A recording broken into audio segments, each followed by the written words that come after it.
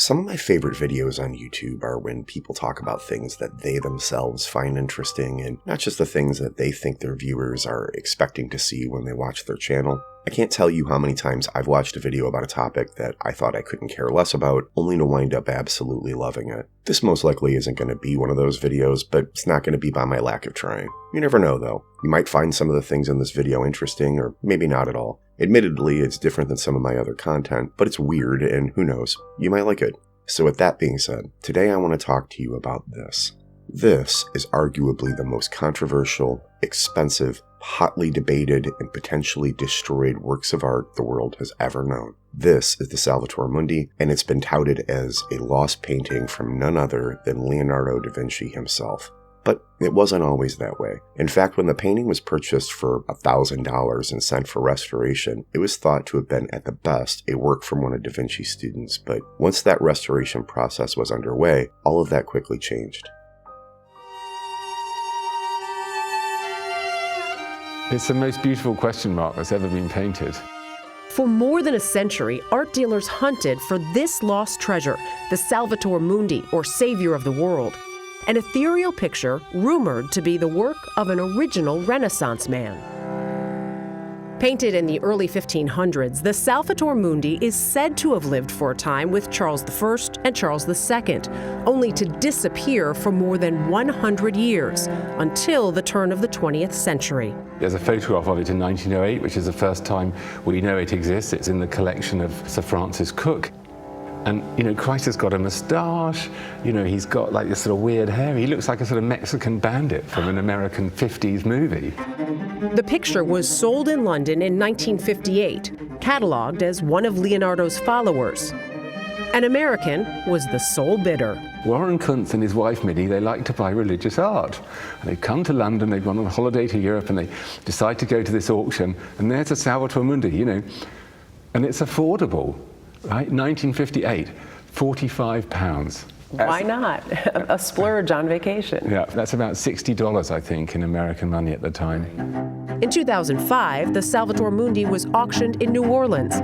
Art dealers Robert Simon and Alex Parrish saw potential and made the winning bid, $1,000. I worked on it off and on for 5 years. Conservator Diane Modestini began a painstaking restoration, first removing layers of varnish that had been added over the centuries. Each strand almost seems to be individually portrayed as the light hits it. There's something about da Vinci that's so different than any of the other great master painters of the past. Not only was he a painter, but he was a writer, an engineer, an architect, a scientist. He was a genius who was centuries ahead of his time. Especially when you consider that it's almost impossible to even imagine the time he lived in and what life must have been like back then. We're so removed from his time period that looking at his drawings and his thoughts, designs that seemed either obvious or ludicrous, back then, they were unheard of, and more often than not, they went unnoticed because of just how far ahead of their time they really were. But back then, life was harsh, it was difficult. Nearly 50% of children who were born died before the age of 1. People were being executed for things like sorcery. Many common people still believed the earth was flat. The overwhelming majority of the population were uneducated, treated terribly, and they lived in poverty.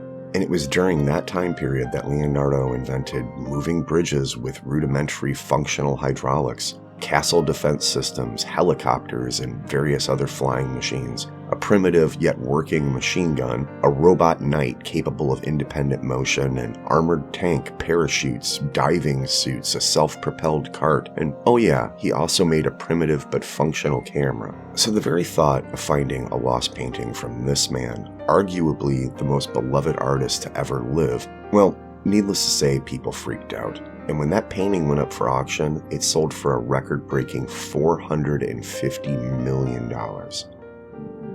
We move to the Leonardo da Vinci, the Salvator Mundi. Nearly 20 minutes of nail-biting bidding on Wednesday night shattered the world record for the most expensive work of art ever sold at auction. $400 million is the bid, and the piece is sold. While some in the art world have questioned whether the 500-year-old portrait of Christ is an authentic Da Vinci, the potential buyers certainly weren't concerned. With the fees, the final price tag for Salvator Mundi reached $450.3 million. Wow. The fact that the painting is being out of public view for so long, you have an urge to see it because God knows, if this painting goes to a private collector, it won't be seen for a long, long time. Looking at that painting, it's just a first look immediately tells me it's a Leonardo. Nobody could paint hair like that. Only he could paint a crystal ball without its inner imperfections. There's something about the folds, the way he depicted drapery is particularly similar to a lot of the drapery present in most of his works. It's a depiction of Christ. Most paintings depicting like saints or divinity, they rely on having a halo. And here, no, he just decides to picture Christ as a man. There's an utter physicality to it. Da Vinci painted in layers of glazes. So the picture has this amazing depth and inspires you to think about a person. It feels like an apparition, It's there and it isn't, almost like a ghost. And the way he was so discerning about painting, it left him with little choice but abandoning many of his paintings. He didn't finish most of the work he started. It's rare to see a finishing painting by Leonardo da Vinci. As I said, there's like over a dozen of them, and this is one of it. Leonardo, he probably influenced every artist since his death. And I think he cemented the idea of the artist as an observer, as somebody who's translating the world. Art has always been about negotiating what's inside our heads, what's around us. And Leonardo did that with such mastery. As I'm sure you've already guessed, the painting had its detractors, and there was some rather bitter fighting in the art community as to whether or not it was in fact a real Da Vinci. Honestly, saying that there were detractors is a polite way of saying that some people in the art community wanted to set it on fire and throw the ashes into a garbage pit.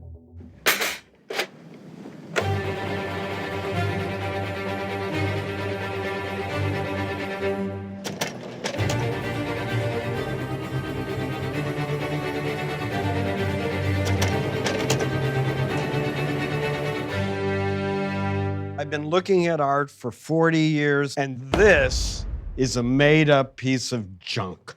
The second I saw Salvator Mundi in the flesh, I knew it was dead. In his entire life, Leonardo never painted anybody dead on, with their chest directly at this way.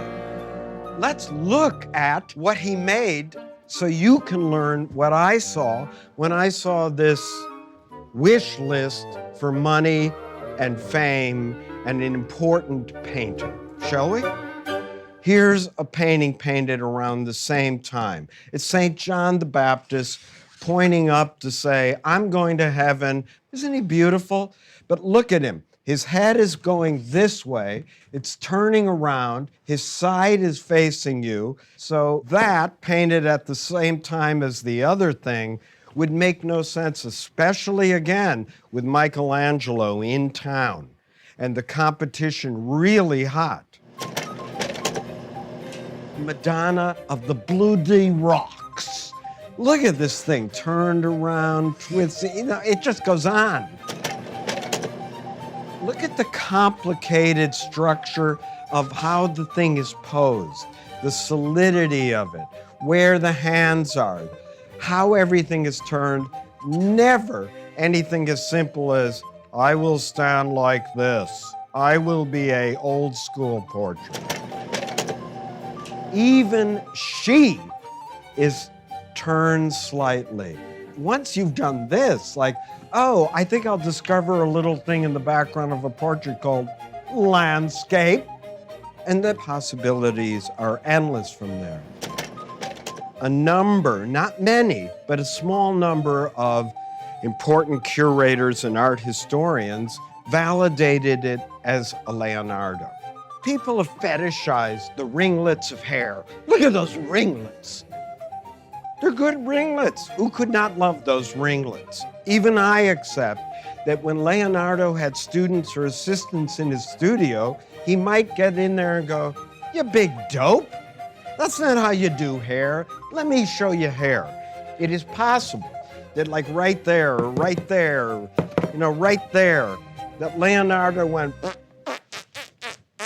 and then went to the student. But let's just say Leonardo touched the painting. Fine. Now, $400+ million later in the Middle East, when the painting is exhibited, many are saying it should not have the label Leonardo da Vinci. Instead, it should be Studio of Leonardo. This is in the Louvre, Paris. So now the Louvre, Abu Dhabi evidently needed one of these, the male Mona Lisa. Real in drag, not great art. There, okay? Maybe it's better, I don't know. Or maybe what really needs to happen is you take it down and you get a real painting.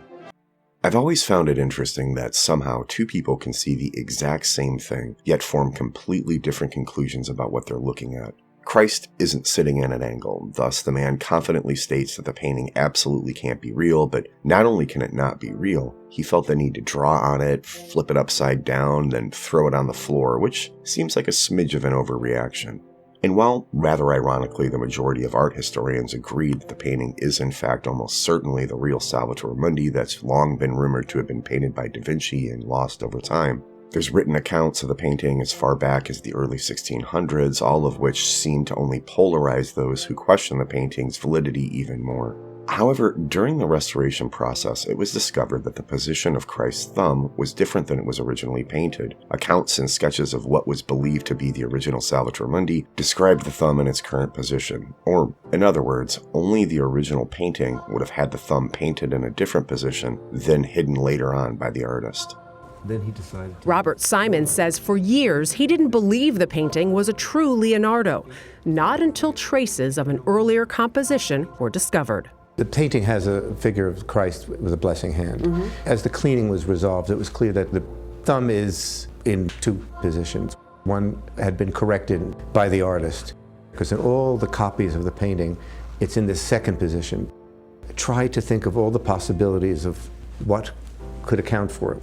All the evidence pointed to the fact that it was a change by the artist. Despite the controversy and all the arguing, the man who went on to buy the painting was none other than the Crown Prince of Saudi Arabia, and since he purchased it, it's never been seen again. It's been rumored that the prince keeps the painting on one of his many yachts directly exposed to the open ocean air, which experts believe will actually destroy the painting in only a few years' time, and I can't help but find it a bit ironic that after all the years the painting was lost, that it was searched for, it was finally found just to have some guy destroy it so he could impress people about how rich he is. When I hear the story of the Salvator Mundi, its significance and the past it represents, I can't help but be reminded of one of my favorite YouTube videos ever made by a man named John Green. In it, John discusses the Lascaux Cave, which is a cave full of 17,000-year-old cave art that was discovered in France during World War II. The kids who actually found the cave ended up guarding its entrance for over a year until the war was over and authorities could come in and protect it. The cave art is so impressive it almost feels impossible for it to exist. Some of the art actually required the painters to build scaffolding in order to paint the ceilings. Now, remember, this was 17,000 years ago. These people were hunters and gatherers, their lives were insanely difficult, yet they somehow found time to build scaffolding to make art.